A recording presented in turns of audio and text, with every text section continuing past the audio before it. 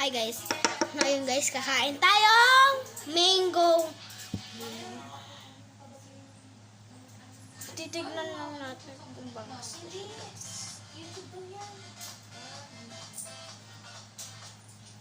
Tara guys, kunin natin.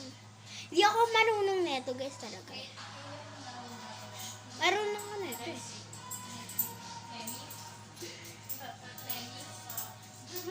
Kailangan natin ang plato namin. Maganda, diba?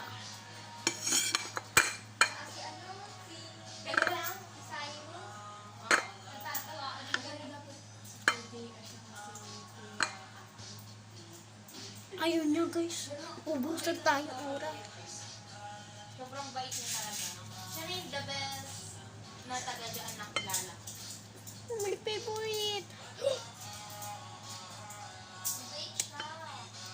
Natouch na ako nung nakaganito talaga siya doon sa aso. Tapos sinisip-sip niya yung toyo. Tapos isusubo pa niya mismo. Pinapakain pa nga niya doon sa may kutsara niya. Sabi sila. Oo. Kutsara pa rin yung gamit. Natouch tuloy ako sa kanya. Lapon natin. Kasi medyo basta si Kuya Dick nagagano ng pagkain. Kanina naman ginawa naman yung pagkain ni Kuya Andre. Susubo yung mga kanya.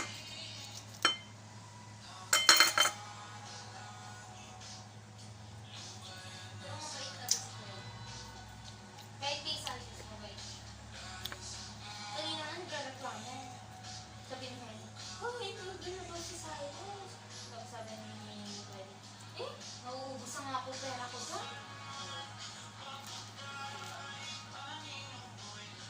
Kanina gusto na naman yung i-dress ko ako. Sabi niya, bumili ko siya.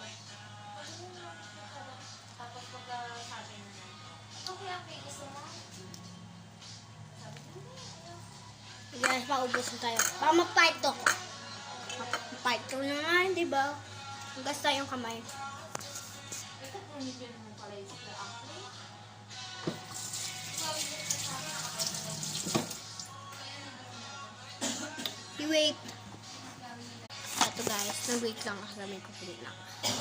That's it now.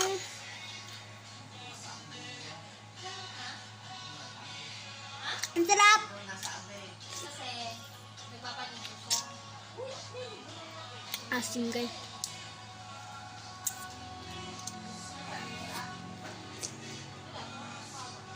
Nakain ba kayo ng mangga? Comment kayo. Part 2 tayo!